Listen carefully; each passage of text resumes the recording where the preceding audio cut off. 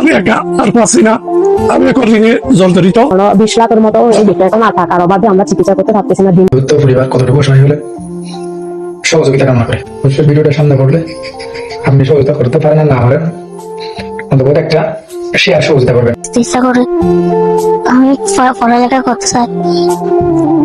আমার আব্বু আমাকে ইন্ডিয়া পর্যন্ত নিয়ে গেছে, তারপর বাংলাদেশ সবগুলা মেডিকেল সবগুলাতে নিয়ে গেছি। আর হার্টের সমস্যা, হার্টের থেকে পেটে হয়েছে, লিভারে পানি হয়েছে, পানি জমছে, ব্যথা করে বাড়ি হয়, শ্বাসকষ্ট হয়, আর শুরুতে কষ্ট হবে, নিঃশ্বাস নিতে কষ্ট হবে। ভালো ট্রিটমেন্ট করলে আমি আশা করি সুস্থ হয়ে যাবো। আমার বাচ্চার জীবনের নিরাপত্তা নিয়ে আমি আপনাদের কাছে হৃদয়ের আকুতি আবেদন জানাচ্ছি। আমি একা আর পাচ্ছি না, আমি এখন ঋণে জর্জরিত।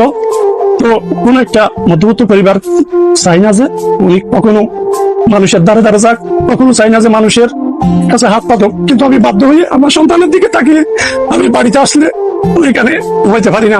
আমি ছোটখাটো একটা ব্যবসা করি, তো ওই ব্যবসার ইনকাম নিয়ে আমি যাই পারি। এখন ট্রিটমেন্ট চালাতে যাচ্ছি, এখন ট্রিটমেন্টের ব্যয়বহুল এখন 10-এর মধ্যে। আমি অলরেডি 10-15 লক্ষ টাকা খরচ করে ফেলছি আত্মীয় স্বজন বা বিভিন্ন এনজিও সংস্থা থেকে নিয়ে।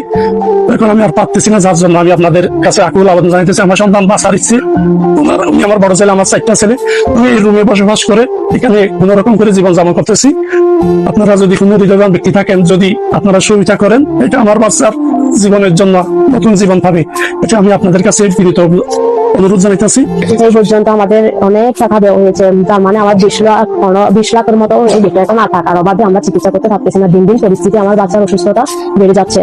একজন মা কিভাবে এভাবে সহ্য করতে পারবে? আপনারা যদি হেল্প না করেন, আমি তো এখন কষ্টে বেশি, এভাবে দুঃখে দুঃখে মরে যাচ্ছি বাচ্চাকে নিয়ে কষ্টের মধ্যে। আপনার এবার মায়ের কি সহ্য করতে পারে? এমন কোনো মানুষ যে তার সন্তানকে ভালোবাসে না? প্রত্যেকেরই মা তার সন্তানকে ভালোবাসে, আপনারা তো জানেন। আপনারা যদি বেশি বেশি হেল্প করেন, তাহলে আমার বাচ্চাকে আমি উন্নত মানের চিকিৎসার জন্য বাইরে নিয়ে যেতে পারবো।